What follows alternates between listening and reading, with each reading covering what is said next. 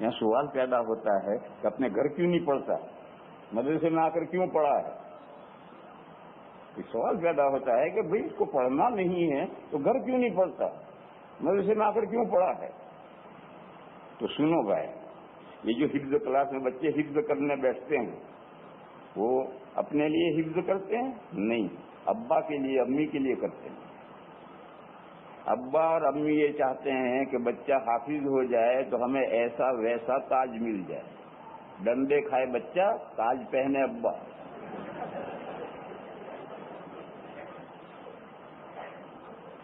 اب بچہ ناسمجھ ہے، استاد ڈنڈا بجاتا ہے اور حفظ اس کا پورا ہو جاتا ہے، دور بھی ہو جاتا ہے، اور جب مدرسہ جلسہ کر کے اس کو سند حفظ کی دے دیتا ہے اور وہ ابا کو جا کر دکھا دیتا ہے ابا میں حافظ بن گیا، ابا مطمئن ہو گیا۔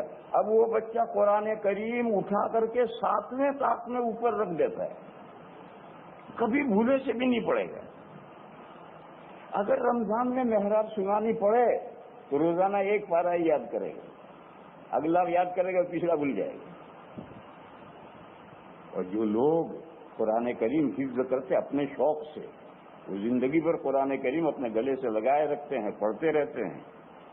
اور یہ کیوں نہیں پڑھتے؟ رمضان حافظ کیوں نہیں پڑھتے؟ اس نے اپنے لیے حفظ کیا ہی نہیں، ابا کے لیے کیا، ابا کو مطمئن کر دیا، پڑھنا چھوڑ دیا۔ پھر جب حافظ ہو گیا تو اب ابا یہ چاہتا ہے کہ یہ مولوی بن جائے، تو اس کی عاقبت بھی سنور جائے اور آدھی جنت مجھے مل جائے۔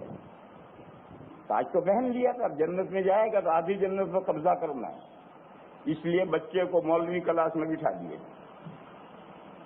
اب بچہ سیانہ ہو گیا ہے، داڑھی مونچھ نکلنی شروع ہو گئی، اب اس کا ڈنڈا نہیں بجا سکتا، اور باپ گھر میں ٹھہرنے نہیں دے گا۔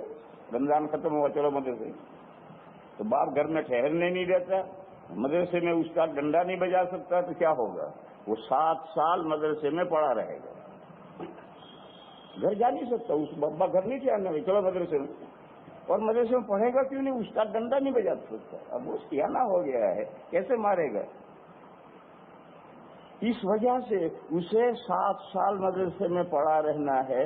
جب وہ فارغ ہوا اور مدرسے نے سند دی اور اس نے ابا کو دکھا دیا ابا میں مولوی بن گیا، اب ابا کہے گا اچھی بات ہے، اب تم گھر میں رہ سکتے ہو، اور 7 سال اس کو مدرسے میں پڑھا رہنا ہے۔ اس کو میں کہہ رہا ہوں کہ 7 سال نہیں، 7,000 سال بھی مدرسے میں پڑھے رہو گے تو علم نہیں آئے گا۔ علم تو پڑھنے سے آئے گا، اور پڑھنے سے علم 2 سال میں بھی آ سکتا ہے، 3 سال میں بھی آ سکتا ہے۔ ذہین آدمی ہے، جم کر کے محنت کرے گا 3-4 سال میں سے بہت کچھ سیکھ سکتا ہے، اور پڑھا رہے تو پڑھا رہنے سے تو علم آتا نہیں۔ بہرحال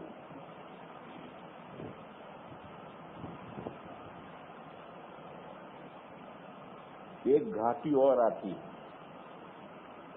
یہ گھاٹی سے ہم گزر چکے ہیں، وہ یہ ہے کہ عربی چہارم پنجم ششم تک پہنچ گیا، کوئی پڑھنے کا شوق نہیں تھا، مدرسے میں پڑھا ہے، لیکن پھر اللہ نے شوق پیدا کر دیا، اب وہ پڑھنا چاہتا ہے، مگر پچھلے 4 سال کی جو تعلیم ہے وہ ناقص ہے، وہ یاد ہی نہیں کی، اس کو پڑھا ہی نہیں ہے، استعداد کمزور ہے، پنجم میں پڑھنا چاہتا سمجھ میں نہیں آتا، تو کیا پڑھے؟ یہ سمجھ میں نہیں آ رہا، تو ایسے ہی وقت گزاری کرتے کرتے 7ویں سال میں پہنچ کر مولوی بن جاتا ہے۔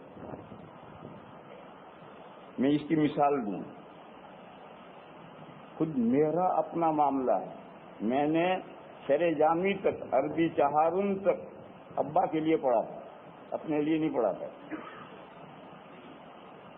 ہمارا اپنا کوئی شوق نہیں تھا، ابا چاہتے تھے کہ بیٹا مولوی بن جائے۔ ہمارے پالن پور میں حفظ کا تو رواج تھا ہی نہیں، اب تو اللہ کا فضل ہے بہت کچھ رواج ہو گیا ہے، لیکن اس وقت حفظ کا رواج نہیں تھا، تو حافظ تو ہم بنے نہیں، بعد میں ہم نے فارغ ہونے کے بعد حفظ کیا، شروع میں حافظ تو بنے نہیں، ابا نے شروع سے ہی مولوی کلاس میں بٹھایا ہے، مگر ہمیں تو کچھ نہیں پڑھنا تھا، مگر جب ابا نے بٹھا دیا تھا پڑھے رہنا مدرسے میں، تو شرع جامی تک میں نے پالن پور میں پڑھا، چھاپی میں پڑھا، پالن پور میں پڑھا، گاؤں میں پڑھا، اور کچھ نہیں پڑھا، پڑھے رہے۔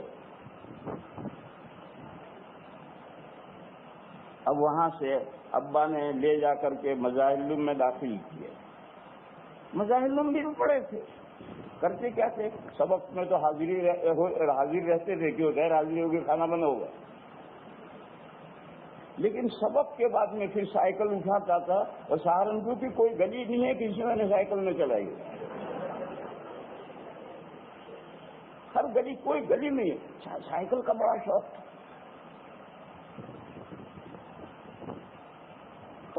سبق میں تو حاضر رہتے ہیں اور باقی سائیکل چلاتے ہیں، گھومتے پھرتے ہیں. پھر پہلے سال مجھے ٹائیفائڈ ہو گیا اور بڑا خطرناک ٹائیفائڈ ہو گیا. طلبا نے، ہمارے مولانا محمد سورتی ہیں یہاں، یہ میرے ساتھی ہیں کمرے کے بھی سبق کے بھی، انہوں نے ابا کو ٹیلی گرام کیا کہ لڑکا بہت بیمار ہے، آ کر لے جاؤ. تو ابا آئے، خیر گھر لے گئے. سردی کا زمانہ تھا، ایک ہفتہ گزرا تھا، گھر گئے تو کوٹھیوں کی لائن تھی. اس کے ادھر چارپائی پر میں لیٹا تھا اور ادھر چولہا تھا.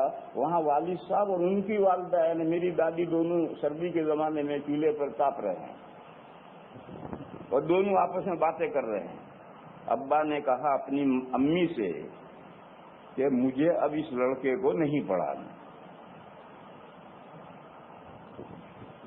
تو امی نے کہا کیوں نہیں پڑھانا؟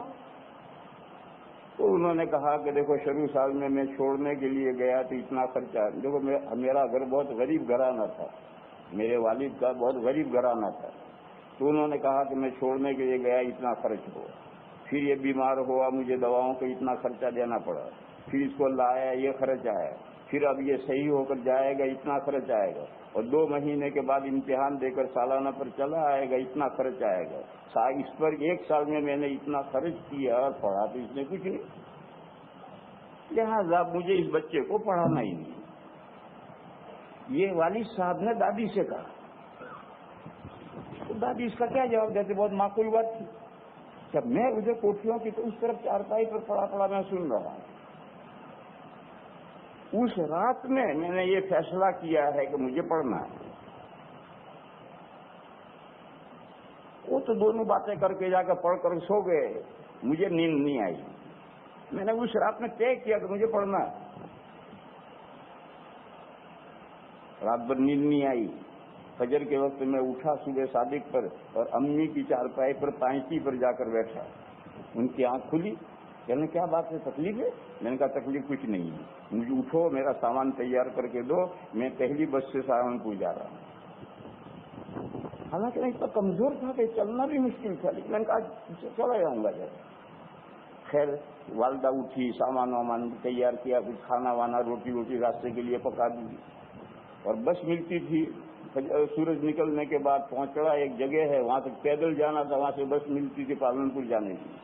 والد صاحب کی آنکھ کھل گئی، تو سب سن رہے ہیں جو والدہ کر رہی ہے، مگر لیتے ہوئے. سردی کا زمانہ ہے. جب میں سامان اٹھا کر چلا تو میں ابا کی چارپائی پر کھڑا ہوا. میں نے کہا ابا میں گھر میں پڑھنے جا رہا ہوں. تو لحاظ میں سے یوں ہاتھ نکالے.